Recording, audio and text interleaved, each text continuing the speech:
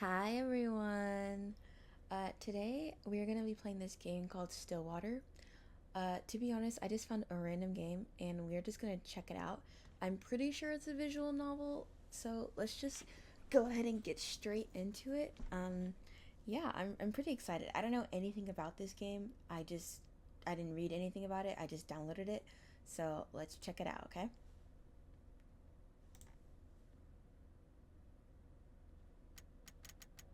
Oh, okay. Let's go ahead and start. Alright, this is a work of fiction. The resemblance to any real life people is purely coincidental. This game contains depictions of horror. Horror? Okay. Guys, okay, one thing about me is I'm not a horror person. I'm gonna try my best not to be scared, okay? Mature themes, violence, and strong language. Viewer discretion is advised. Okay.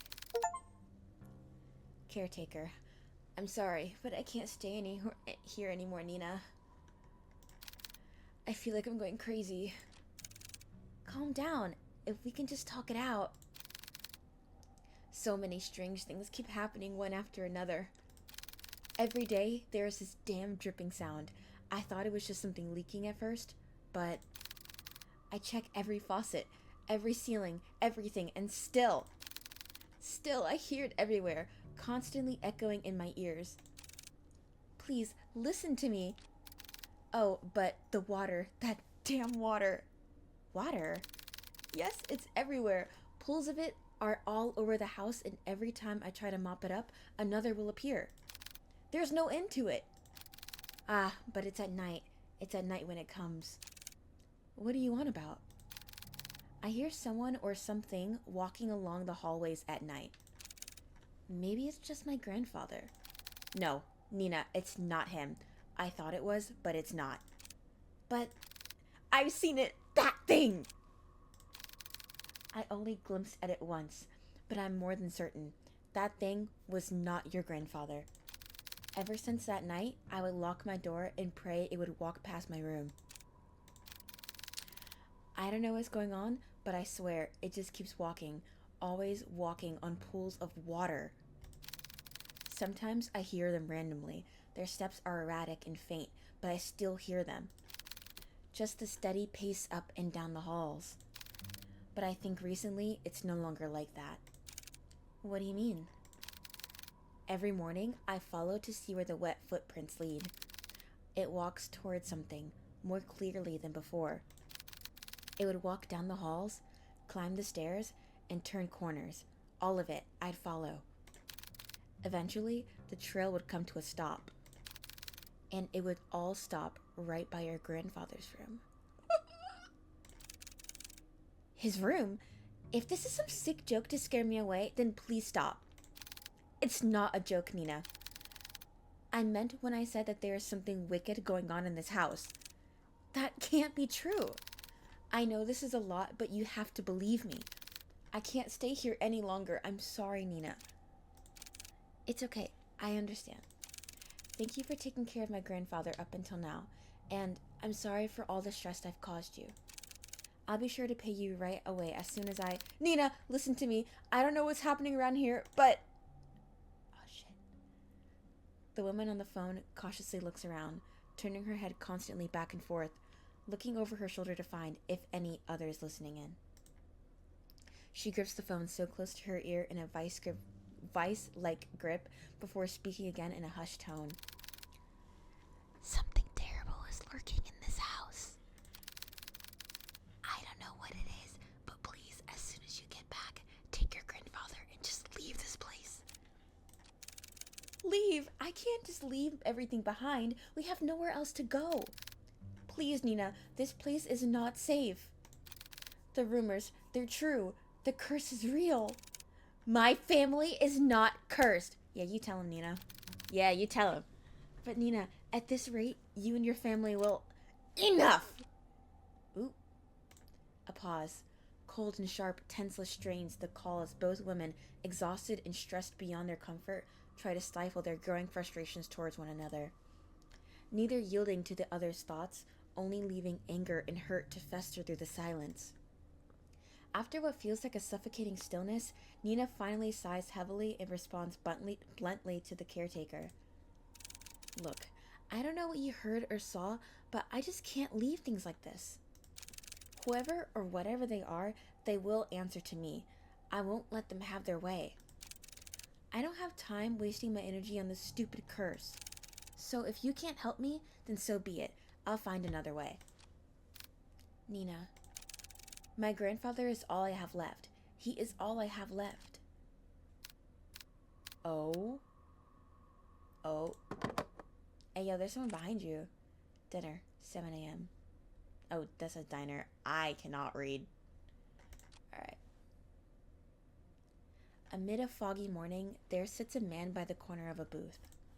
He drinks black coffee and, depending on his mood, occasionally orders a donut. And today, it was just black coffee. Ooh.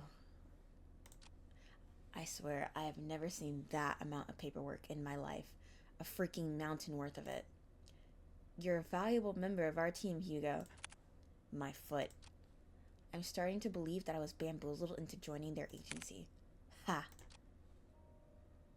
Hugo Laurent, age 30, takes a good look at his cup of joe and chugs it all in one sitting.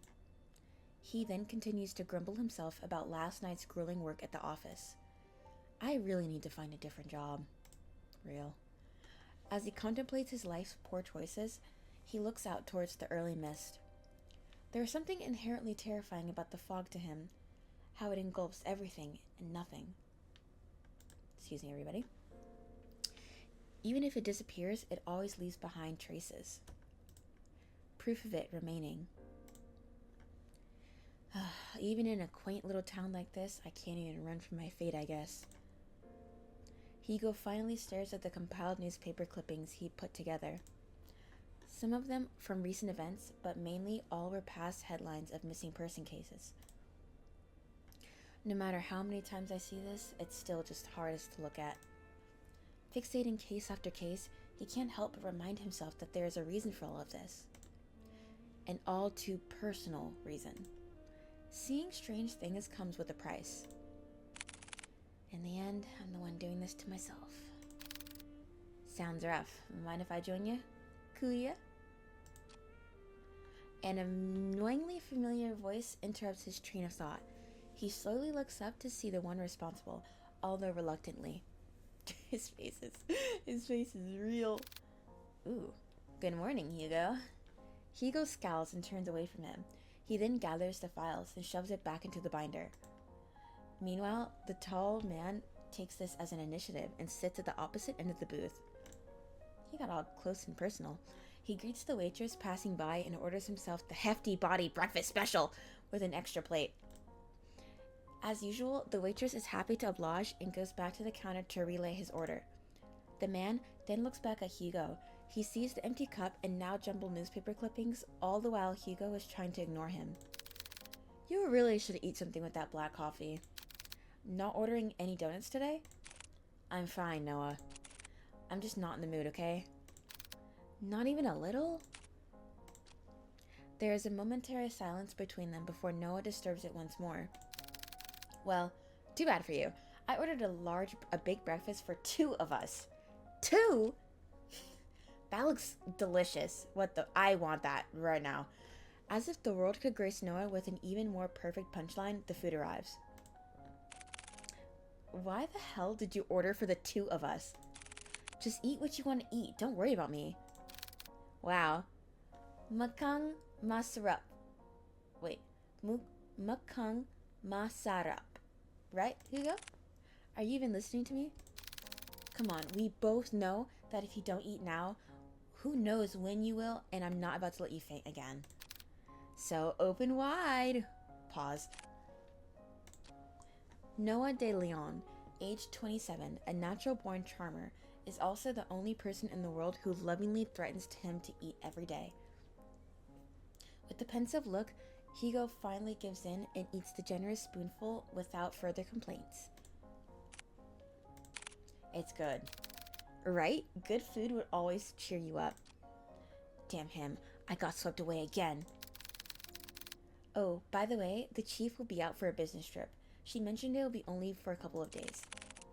When did she tell you this? I didn't hear anything about it. Yesterday, I think?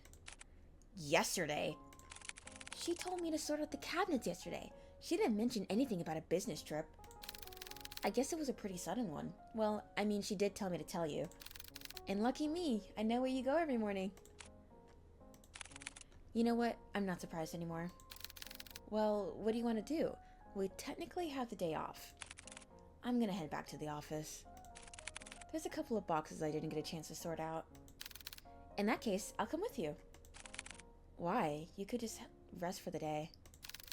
And pass up this opportunity to get to know you better, Kuya. Quit it. After their enlightening banter, the two of them finish their breakfast, pay for their meals, and head to Hugo's car. As Noah opens the door to the passenger seat, he notices a bloodhound sleeping inside.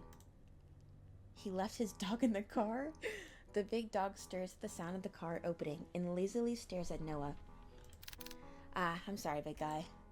He then closes the door while trying not to make too much noise to disturb its occupant. Colby. At the sound of his name, his heavy-lidded eyes slowly peek to see who calls for him. It is his one and only partner, his human. As if finally realizing who he is or where he is, the old bloodhound stirs up from his sleep, pounces at Hugo, and proceeds to wag its tail uncontrollably. Good morning again, Colby. Had a nice nap? Colby, 8 years old, Hugo's most faithful and loving partner in crime, has the biggest tendency to just sleep all over the place.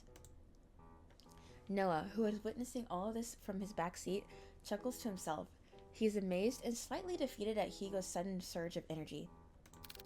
Ha! It doesn't matter how many times I try. When it comes to boosting up his mood, no one can beat Colby. Agency, 7:50 a.m. The three head back to the office. The space is just the same as Hugo left it. A decent, organized mess. To his credit, for the amount of boxes he painstakingly went through, he believes he did a fair job. Albeit, it could have been better. Wow, you really outdid yourself, Hugo. It looks less crowded. Ah, shut it, will you? I said I was gonna get to it. Thanks, boy. Before Hugo could continue to give deserved head pats, he notices someone. A woman stands timidly peering out from the storefront. She looks a bit frantic, and even more restless with her disheveled and ill-fitted clothes, drawing emphasis to her already too visible petite frame. The woman tries to grasp the door handle several times, but stops before she could touch it. Her brows furrow, agitated and distressed about something. So much to the point it is preventing her from simply reaching out for help. However, when she finally makes eye contact with Hugo, she immediately rushes in. I'm so sorry. I know that the close sign is up, but I saw you come in and Are you alright, miss? I need your help. My grandfather, Oh, is this Nina? Before she could continue explaining, Noah swiftly cuts in front of Hugo and intervenes, in all too practiced manner. It's okay, miss. We'll hear what you have to say. So please, why don't you sit right over there? Noah gestures to one of the empty seats at the other end of the office. The poor woman hesitates for a moment. She clutches desperately to the strap of her purse, her eyes focusing apprehensively on them and at the gestured seat. After mulling over Noah's offer, she quickly glances back and nods. The woman then walks over to the sofa. What did I just read? The woman then walks towards the corner of the room and sits at the edge of the sofa. Her posture is wary and tense, giving no sign of comfort for even this brief moment of peace. Can you start off by telling us your name? I apologize for earlier. I'm usually a bit more composed in this, but I guess I'm failing at that too. My name is Nina Mortimer. Hello, Miss Nina. My name is Noah de Leon. I'm one of the assistants here. That big guy next to you is our lovely other assistant, Colby. And the one brooding over there is Private Investigator Hugo Laurent. I'm not brooding, I'm just tired. And our chief is away on business, but I think we can still accommodate you. So, how can we help, Miss Nina? For just a moment, Nina appeared a bit more lax, more hopeful, maybe even relieved from this warm welcome. However, she once again tenses up, The guilt and shame come rushing back to her, visible by the creases of her brow as she once again realizes why she's here. I need help watching over my grandfather tonight. Tonight? Yes, I know this is a strange request, but my hands are tied on this. It has to be tonight. I'm sorry, Miss Nina, but I don't quite understand. Is your grandfather in any danger? I think someone is trying to take him away. Take him? Miss Nina, I think you should contact the police right away. They are far more equipped at handling this kind of situation. No, they're not. I've tried requesting their help, but they've given me the same answer verbatim for weeks now. They would send someone out to watch over the manor for the entire day, but by the end of their routine, they would always report back nothing unusual. They saw no one else leaving or arriving at the house other than me or the caretaker, and despite telling them all in detail about the letters and the strange things that's been happening, there's nothing they can do about it but just sit around until it escalates even more. I can't wait any longer. Any more than this, and it'll be all too late. If only I knew who Lewis was. Lewis? She lets out a gasp. Her hand shot out over to cover her mouth, realizing she had said too much so carelessly. She tries to avert their gaze, but Hugo stares persistently at her. Miss Nina, who is Lewis? Are they the ones causing all of this? Once more, she contemplates. Her brows knit closely together as she bites her lips nervously. It's as if the words she wanted to say have suddenly died out, too heavy to even utter. A mistake she can't take back. Before the silence stretches further, Noah speaks to Nina with a gentle and reassuring tone. Miss Nina, I know it's scary, all the things you've mentioned to us so far, no one should ever have to experience, especially by themselves. And I assure you, we'll listen to all of it. I promise. Wild and manic eyes search deeply at them, trying desperately to discern any doubt or mistrust on their faces. However, all she sees are people who are willing to give their time to simply listen to her, to actually help her. From this alone, Nina looks to the side where her purse is and opens it. Tucked inside one of the pockets, she takes out a single, slightly crumpled envelope with a pigmented red wax seal pressed in the middle. At a glance, Hugo can tell right away that this letter appears to be a bit more worn out and antique. But yet, despite its delicate form, it remains well preserved, well kept. It's as if the letter itself was untouched by time, forever waiting to be opened. Grandfather has been receiving cryptic letters for the past month now. The letters didn't come with an address or name of the sender, but this one is different from the rest. This had the name Lewis on it. As she hands over the letter, Hugo notices her hand slightly shaking. Nina is still avoiding his gaze, but he knows she is trying in earnest. But before he could reach out his hand, he senses it. A faint shift in the room, unnoticeable to the others, but all too glaringly clear to him. There's something very wrong with this letter. Suddenly, Hugo recoils his hand away in pain, like being struck with something sharp, so spontaneously, so memorable, that even if the pain disappears within seconds, a hint of it remains. Something so small, akin to a prick from a rose's thorn, or more like a paper cut.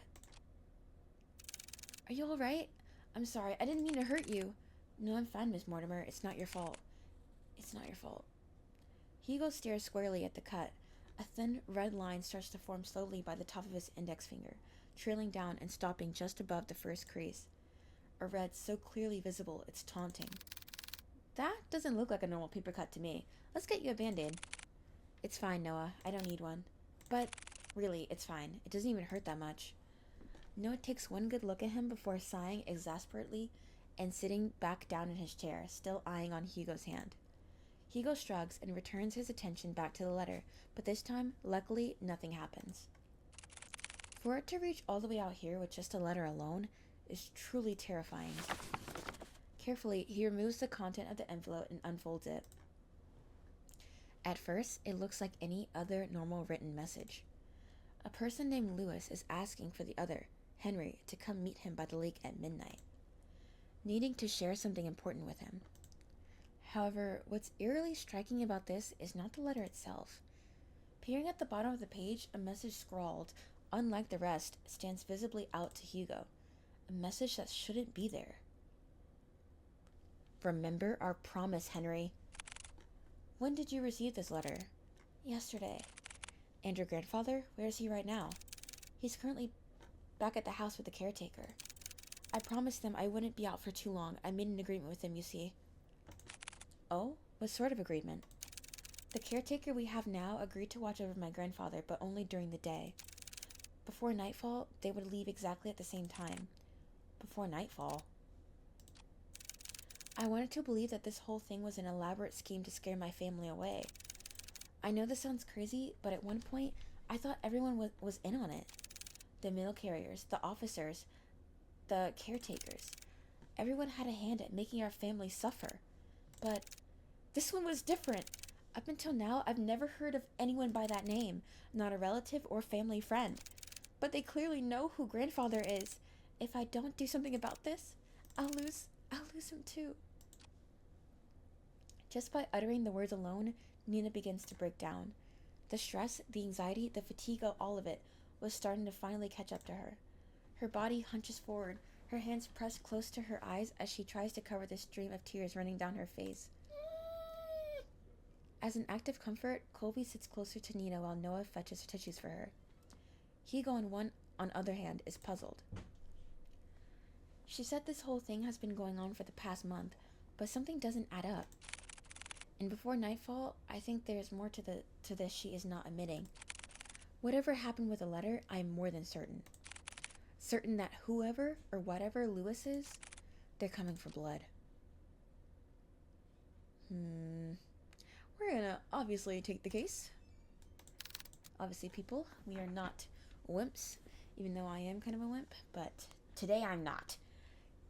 Do you want more tissues? We'll do it. We'll take on your case. For a moment, everything goes still. Their eyes and attention are slowly directed at Hugo, whose eyes have a certain glint to them, now unwavering and more determined than ever. Before anyone else speaks, Nina stands up, wipes away any stray tears from her face, and walks up to him. You'll take it? Hugo simply nods. Thank you. You don't know how much this means to me. We're glad to help, miss. Nina, please just call me Nina. Well, Nina, we'll do our best. Nina smiles at Hugo and Noah in gratitude, her eyes renew with the faint gleam, a hope that maybe things will change for her and her family for the better. However, before heading out, Nina reaches into her bag once more. She takes out a small piece of paper and a pen and hastily starts jotting down something. 490 Church Street. I best be on my way now. I'll let grandfather know ahead of time you'll be coming. Also, this is my address. I'll be sure to greet you all when I arrive. And thank you, again, truly. She politely bows to them and walks out the office, already reaching into her purse for her car keys. Hugo watches from his desk as she goes to open the driver's seat. Nina looks back at the office window and takes one last look at Hugo. She waves slightly at him before pulling out of the parking lot and driving off. Once out of sight, Hugo turns to look at his cluttered desk. Still messy, but presentable. I guess I'll have to sort these out later, again. Car, 5:30 p.m.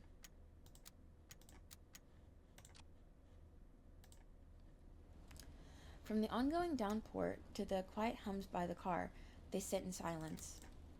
Still, miles off their destination, Hugo constantly checks the rearview mirror to see any passing cars. But it was only them on the road. Noah, who usually chats his ear off by now, leans quietly against the car door as he looks out to the passing streetlights, reserved and distant. He hasn't said a word to Hugo since they left the office. Hey, you're a lot quieter than usual. What's wrong? Huh, what a surprise. Have you been looking out for me, Kuya? No, you idiot. You usually just talk a lot, that's all.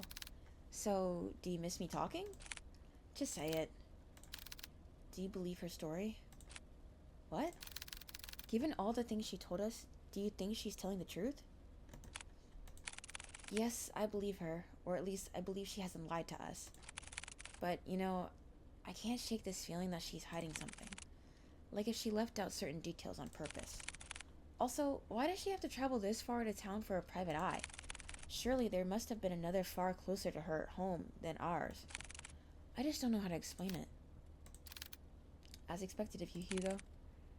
Are you making fun of me? No, not at all. I'm just admiring your observations. I didn't want to offend Nina earlier, so I kept quiet until she finished. But her last name caught me off guard. Have you heard about the Mortimers? They're a pretty distinguished family that owned an esteemed fishing company. Well, they used to, I believe. They have yet to name an heir. What do you mean? Shouldn't it naturally go to Nina? It should, but I don't know. From what I heard, each time they try to name a successor, that relative mysteriously disappears.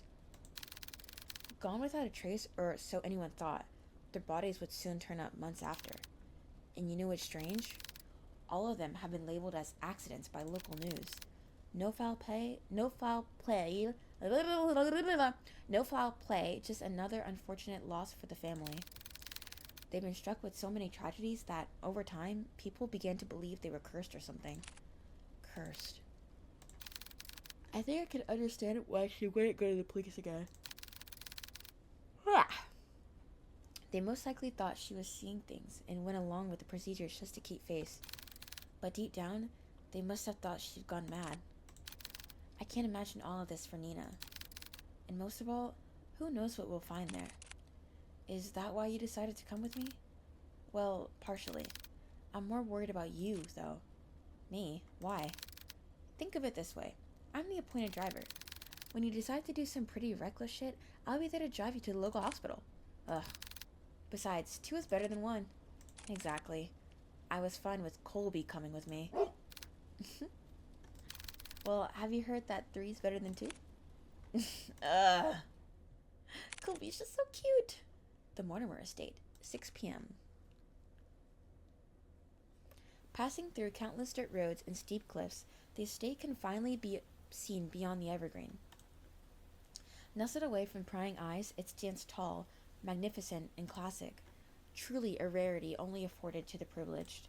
And yet, with all its opulence, it looms from a distance. Hugo and Noah could only gaze at the sheer scale of the manor. Its grand stature topples easily over the dozens of houses they drove past. Wow, look at the size of it! I could never imagine seeing a house like this in person. It's almost too surreal. Come on, she's waiting for us. Uh-oh. Immediately after exiting the driver's seat, a sudden sharp pain weighs heavy on Hugo's chest. Grasping tightly at his coat, he begins to gasp for air. His vision hazes as he leans close to the car, trying desperately to ground himself. Like a fish drawn out of the sea, he desperately heaves. The air in his lungs escaping too quickly burns as he feels his throat starting to strain, drawing tighter the more he breathes. But this pain pales in comparison to the feeling far more excruciating. Is it the house? No, something far more sinister. He feels it. Someone is watching him. A piercing gaze fixed on him, like leering at a bug and waiting for it to strike. We'll be together soon, Henry. What the hell? Damn it, already? I need to hurry, or else... Hey, are you alright? Noah calls out to him, snapping him out of the fixed trance. Colby nudges his head against Hugo, whining with concern over his partner's well-being. Did you hear that just now? Hear what? That voice! It was so close to my ear, Is everything alright? Oh, I'm fine, don't mind me. I'm just a little bit winded out from the trip, that's all. I'd be happy to make you tea at the very least. If it's no trouble. No, not at all. It's the least I can do. Once again, this subtle uneasiness from Nina surfaces. But before Hugo can get a chance to look further into it, she walked off towards the front porch without saying another word. Are you sure you're alright? You sounded like you were choking earlier. Choking. I said I'm fine. Besides, we're already here. We can't back out now. Listen to me. I think you should... Noah abruptly cuts his lecture short as he notices Nina stopping by the front door. She stands by the door silently, contemplating something. It's just like before, but this time she seems even more anxious. Whatever unease she tried to mask earlier before became more apparent the minute they walked closer to the front door. I haven't been quite honest with you, Detective. Yeah, we know. Just like before, as if carefully choosing her next words, she decides that in this situation, words are not enough. You'll see for yourselves what I mean. And with that, Nina enters the house, leaving the three to follow behind.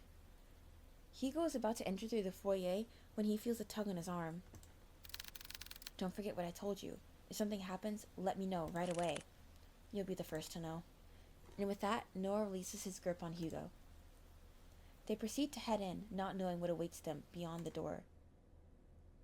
Greeted with the brightly lit hallway, Hugo notes immediately that the interior is just as grand.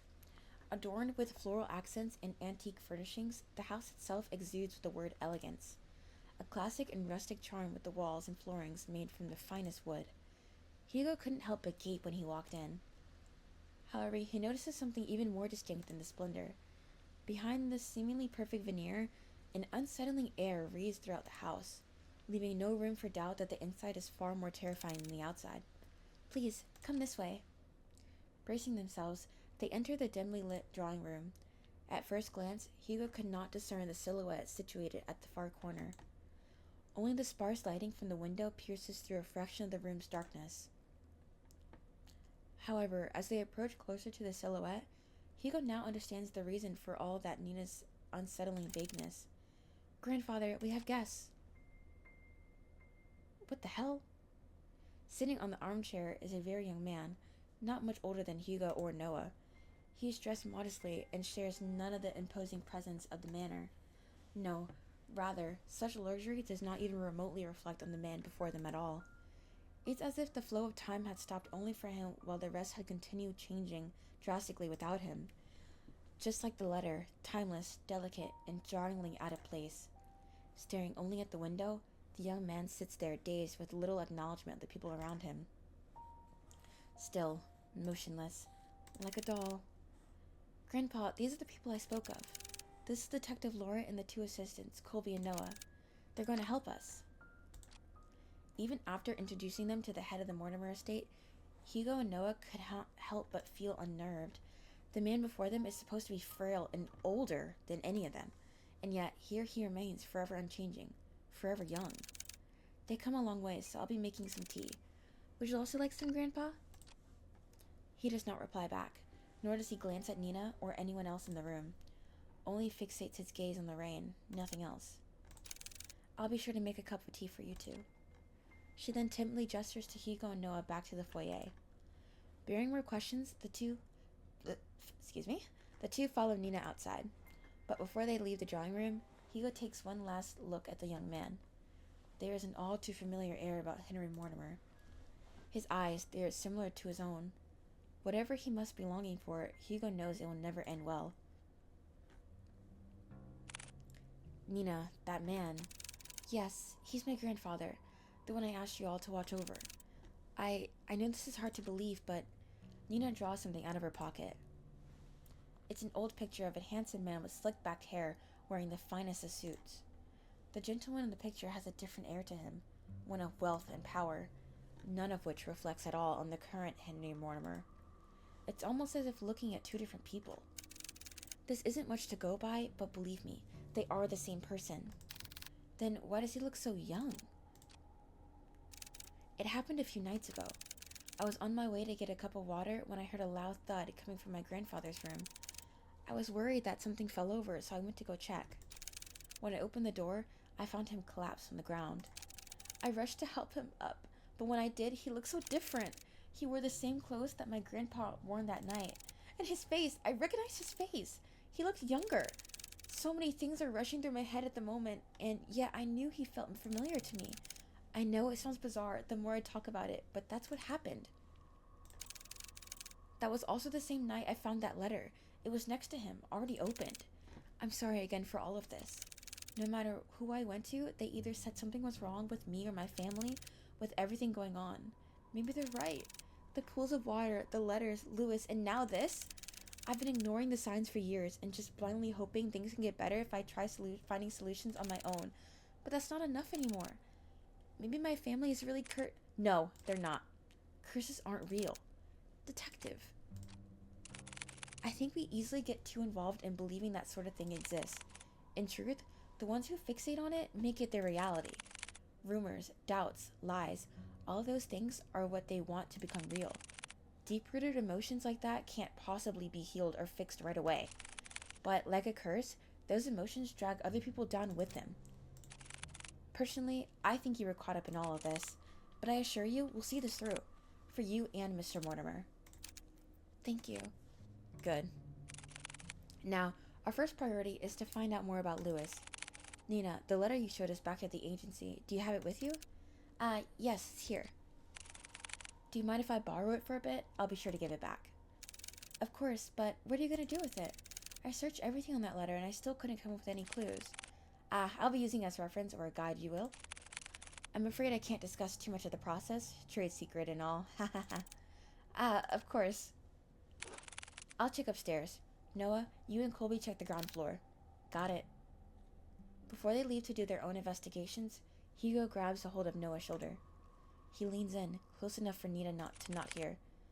Keep a close eye on Mr. Mortimer and Nina. Especially Nina. I don't want her to get dragged any more than she already is. So whatever happens, keep her safe. Hugo, you... Fine, but remember, yell for me, okay? I know. Thank you, Noah. I'm counting on you. You too, boy. With a final nod at them, Hugo then goes towards the staircase and heads upstairs. Noah stares for a moment longer at Hugo's back before he disappears into the first floor. He then turns to look at Colby. Well, it's time to get to work, right, Colby? Investigation start. Alright, the objective is to look around the area for objects to proceed the story. Use the arrows or arrow keys to move to a different area. Outlines will appear on a clickable object. On the top right is the hint button. Click it will highlight an object you missed. Alright. Okay, so... Alright, let's start with the grandfather. Mr. Mortimer still sits motionless by the corner of the room. His gaze never leaving the rain. Okay, anything else that's clickable? No. He's so cute. Okay, let's go this way. Oh. A large bookshelf stands close to the entranceway. It contains a couple of photo albums and a few phone books. Okay. A delicate arrangement of violet and roses. They seem to be fresh and fairly new. Alright, anything else? Can we click on the painting? No. Alright, we can click on the phone. An old rotary telephone. It looks like it's still in good use. Alright, so far not much clues. Okay. Anything over here? Oh. Frames decorating the walls are covered in white sheets, veiled with a thin lining of dust on top of each one. Okay. Wow, there are so many paintings covering the walls. Are there more like this all over the house? Yes, my grandfather commissioned many back in the day, but sadly he doesn't do that anymore. Nina, I can't help but notice the paintings are covered. How come? I did that. I covered them up for my grandfather's sake. For his sake. Yes, he was pretty obsessed with them, you see. There were times where he would mutter to himself and would just stare at the paintings for days on end. It worried me so much that I had to cover them all. Since then, he hasn't stared at any of them. He just sits quietly, looking outside. I see. About the paintings, I noticed they also have similar theme. They all have water in them. I know this isn't a coincidence since you told us before, but if there's anything you know, anything at all, then please tell me. Noah, can I ask you a question first? Sure. Go ahead. Do you believe in mermaids? Mermaids? Mermaids? I don't suppose I do. Why? Casting her gaze to the floor, Nina anxiously fidgets and tightly clasps her hands together. She then briefly sighs and continues. Well, there's a story, or rather, more like a fairy tale, that my family had passed down. Excuse me? A fairy tale? Yes, well, it's more like one to me. It was about a fisherman who fell in love with a mermaid. Is this supposed to be one of those stories? I love it. Every day and night, he would go out by the shore to gaze at her beauty, but one day she vanished, leaving him confused and heartbroken. Determined, he would sail many seas for a chance to see her again. Sailing from coast to coast, new lands beyond and back he would go. Not long after, fortune followed him all throughout his journey and made him one of the wealthiest and most highly respected in his village. However, despite all the wealth he gained through his travels, he never found the mermaid again. She would only be a dream, nothing more. And that's the end of the story. If it doesn't end happily, well, it doesn't end happily, but I guess there was a lesson behind all of it. I just never understood it. What do you think happened to the mermaid? I know it's an exaggeration, and yet I can't help but wonder. It's hard to say. I just feel bad for both of them. To be honest with you, I'm not a fan of sad endings. If it were me, I would wish the fisherman and the mermaid could see each other again. Or at least that's what I think. Even if they weren't meant to be with each other? Yeah, I think so at least. I wouldn't want to imagine going through a journey all by myself. It's hard being alone. A journey all by yourself. Mortimer Estate, 11:30 p.m. Okay. After searching vigorously through each of the rooms, he knew his findings would eventually lead him here. This is it. Hugo walks towards the nearest lampshade and switches it on. Dimly illuminated, he sees the extent of how lavish this part of the house is. From the customized window drapes to the vintage furnishings, everything here exudes that extravagance. But much like the interior Hugo has seen so far, he finds this one in particular reeks of it. Plastered from wall to wall, a gloom lingers. It's as if the room itself is moldering, despite its preserved nature. Alright, time to investigate, guys. I'm going to start from the left. Anything over here? Okay, there's papers on the floor. Alright, let's look at the painting. Atop of the fireplace, unblemished and unmarked by time, hangs a curious and familiar painting of a beautiful woman floating on water. Okay, that might be the mermaid. Let's see the papers. Scattered pieces of paper, all forgotten, lie waiting on the cold floor. Heavily etched markings are found scrawled all over the papers. Tea set? A pristine pearl-white tea set sits patiently by, untouched and unused for quite some time. Alright, anything else over here? Maybe the chest? No. Oh, yeah, we can. Okay, chest. A classic wooden chest lies at the foot of the canopy bed. It locked still firmly holds, safeguarding whatever is inside. Alright, jar? Dresser? No. Oh, okay. A meticulously organized set of academic books, ranging from non-fiction to geography, were all on display. However, hidden away beyond the vast collection of are some children's fairy tales! Sorry, I don't know why I did that.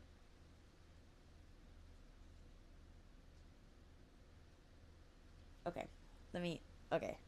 A meticulously organized set of academic books, ranging from non-fiction to geography, are all on display.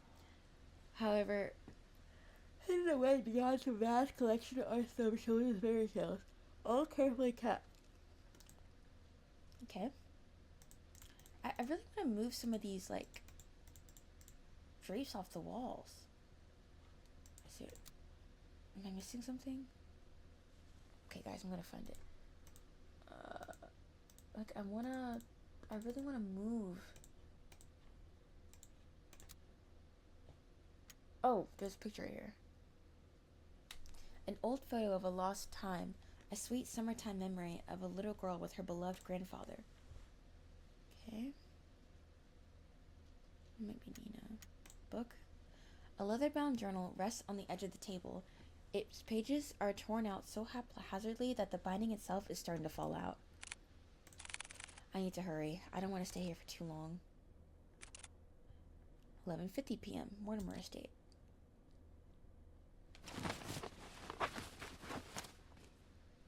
He searches and searches, and still there is no sign of Lewis.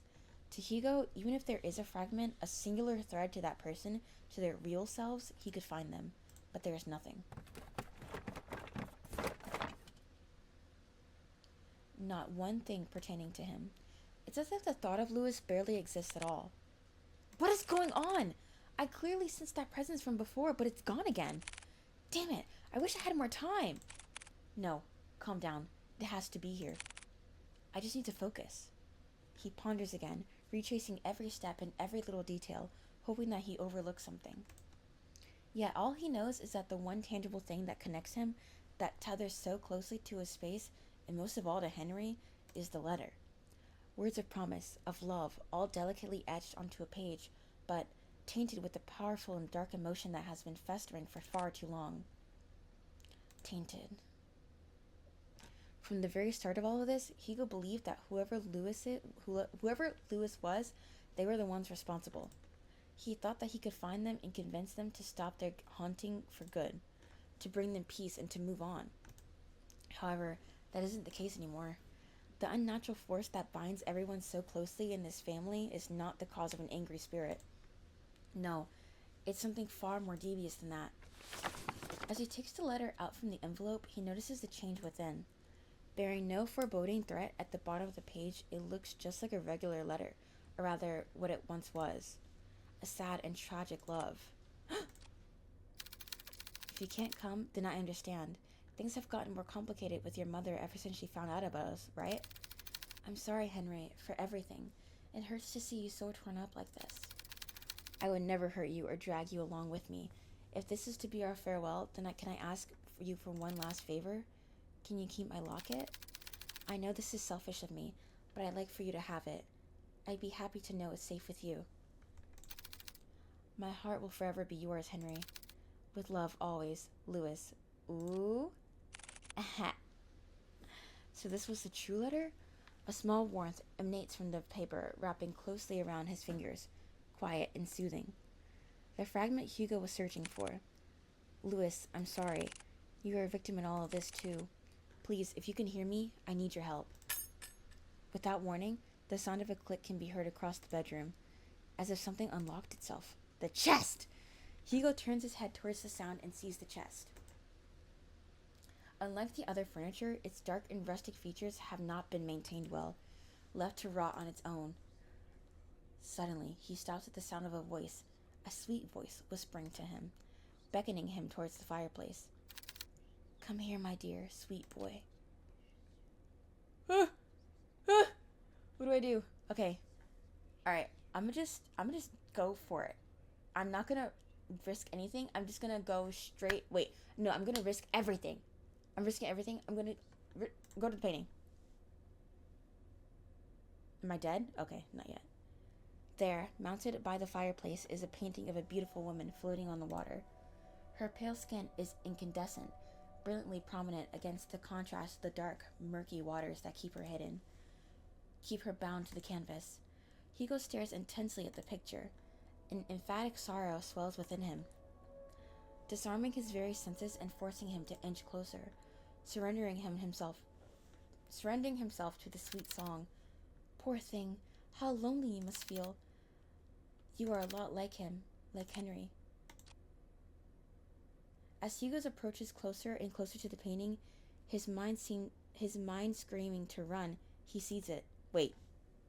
He can finally see beyond the facade the lady portrays, for the painting truly is. But don't worry. Ah! What the fuck is that? I can take away that sadness. No! A deformed creature, a mermaid, floats above the surface. The voice whispers. Large, hollow eyes stare back, boring deeply into his eyes. What the fuck is that?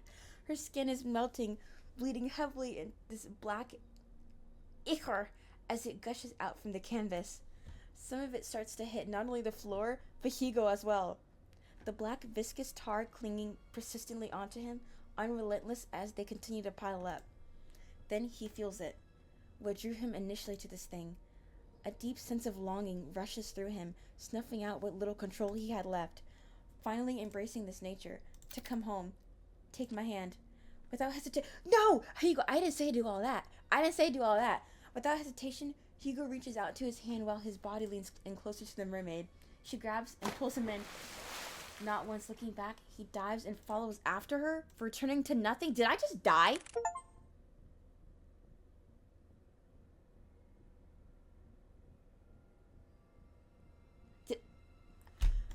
Dude, the one time I tried... I can't believe... First playthrough, I'm already dead. That's actually crazy. I'm already dead. Okay. Well, that's the end of the video, guys. But, just kidding. Well, I mean, I'm not kidding. This is the end of the video. But I will definitely be doing the other endings as well. Yeah, we're gonna do this whole game. I am a completionist, guys. Every visual novel you'll see me do, you can hold me to it.